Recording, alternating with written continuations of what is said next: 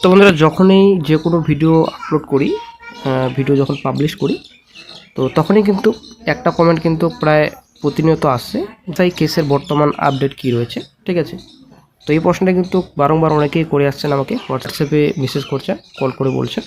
তো বর্তমান কেসের আপডেট কি রয়েছে, ভিডিওটি করার কিন্তু কোনো রকম চিন্তা ভাবনাই ছিল না আমার ফোর্ডাসের কেস আপডেট নিয়ে। আমি ভাবছিলাম যখনই কোর্টে মেনশন হবে মামলাটি, তখনই কিন্তু নেক্সট আপডেট আমি দেবো আপনাদের এবং আপডেটটি শেয়ার করব। তো ভিডিওটি তৈরি করতে বাধ্য হলাম। ঠিক আছে, তো হয়তো আমার অনেক ভিউয়ার্স ফোর্ডাসের ক্যান্ডিডেটস, তো তার জন্য কিন্তু আমাকে হোয়াটসঅ্যাপে এবং এমনিতে ফোন করছে। তো বন্ধুরা এটাই হয়তো লাস্ট ভিডিও হবে, যতদিন পর্যন্ত কেস কোর্টে মেনশন হচ্ছে না, কিংবা যতদিন পর্যন্ত আইনজীবী শামীম স্যার কোর্টে কেস মেনশন করাতে আসছেন না, হয়তো এই বিষয়ে ভিডিও আর নাও বানাতে পারি। আমরা সকলে চাই কেস যেন দ্রুত মেনশন হয় এবং কোর্টের জন্য দ্রুত দিনক্ষণ ঘোষণা হয়।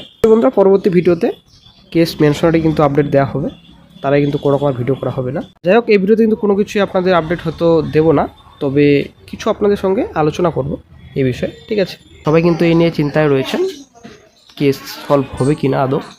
তো বন্ধুরা আপনাদের আগে থেকে বলি, জীবনের পরীক্ষা কিন্তু অনেক আছে, আশা করি আমরা সকলেই জানি। শুধুমাত্র আমাদের পড়ে আসা এই পরীক্ষা নিয়ে কিন্তু পড়ে থাকলে হবে না। ঠিক আছে, আদার্স রিক্রুটমেন্ট কিন্তু অনেক রয়েছে, যদিও সেন্ট্রাল ছাড়া রাজ্যের রিক্রুটমেন্ট নোটিফিকেশন খুবই কম, অ্যাকচুয়ালি খুবই অভাব রাজ্যের, যা রাজ্যের বর্তমানে পরিস্থিতি। তো অনেকে হয়তো ভাবছেন যে অনেক পরীক্ষার মধ্যে ফুড এসআই পরীক্ষায় ভালো হয়েছে। ঠিক আছে, কিন্তু একটা কথা মনে রাখবেন, ফুড এসআই পরীক্ষায় কিন্তু অনেকটাই দুর্নীতি হয়েছে। আপনারা যারা ভালো প্রিপারেশন নিয়ে পরীক্ষা দিয়েছেন, হয়তো অনেকটাই টাফ হবে পাস করার। এখানে অনেকটা যেহেতু দুর্নীতি হয়েছে, আশা করি আপনারা জানেন। তো এটা কিন্তু অনেকবার বলা হয়েছে এই বিষয়ে যে অনেকটাই দুর্নীতি হয়েছে। তো সিআইডি তদন্ত হয়েছে, আশা করি আপনারা জানেন কেসের যা পরিস্থিতি এর আগের। তো যাই হোক, আপনাদের সময় বেশি নষ্ট করব না। তো ফুটেসের সংক্রান্ত মামলার এর আগের আপডেট তো আশা করি আপনারা জানেন। তো গত ডিসেম্বর মাসে কিন্তু মামলা মেনশন করানোর চেষ্টা করা হয়েছিল। তো বারংবার কিন্তু মামলা মেনশন করানোর জন্য কোর্টে আসছে আইনজীবী। তো মাননীয় বিচারপতির কাছে কিন্তু অনেকবার অনুরোধ করেছেন আইনজীবী যে এই বিষয়ের জন্য শোনা হয় এবং হিয়ারিং ডেট যেন দেওয়া হয় এবং কেস যেন মেনশন করা হয়। এই বিষয়ে কিন্তু অনেকবারই আইনজীবী বলেছেন কোর্টে। ঠিক আছে, এর আগে ডিসেম্বর মাসে মামলা মেনশনের জন্য কিন্তু আইনজীবী গিয়েছিলেন, আশা করি আপনারা জানেন। তো তারপর ডিসেম্বর মাসে তো কোনো কিছু হলো না, যদি উনি বলছিলেন এই কেসের বিষয়ে উনি অবগত বিচারপতি, উনি কিন্তু বলছিলেন। তো ডিসেম্বর মাসে কোনো কিছু হলো না। তো তারপর নেক্সট মান্থ আসলো জানুয়ারি মাস। তো এর আগে 19 তারিখের আশা করি আমরা আপডেট জানি, যখন মামলা মেনশন হয়, আশা করি আপনারা জানেন। মোটামুটি সোমবার করে কিন্তু মামলা মেনশন করানো হয় প্রত্যেক সোমবার। 19 তারিখেও কিন্তু আমাদের বিচারপতি শামীম স্যার উনি কিন্তু এসেছিলেন কোর্টরুমে। তো অনেকবারই কিন্তু বলেছেন কেস মেনশনের জন্য অ্যাপ্লিকেশন করেন।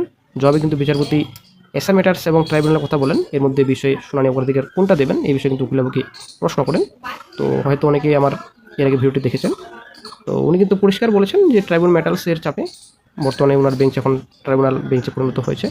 মামলার শুনানি স্পষ্ট কোনো রকম কিন্তু তারিখ ঘোষণা করা হয়নি এবং ওই দিন কিন্তু কোনো রকম স্পষ্ট হয়নি যে কোন দিন শুনানি হবে। বিচারপতির কাছে কিন্তু করজোরে সবিনয় আবেদন করেছিলেন আইনজীবী শামীম স্যার, দ্রুত মামলার জন্য নিষ্পত্তি হয়।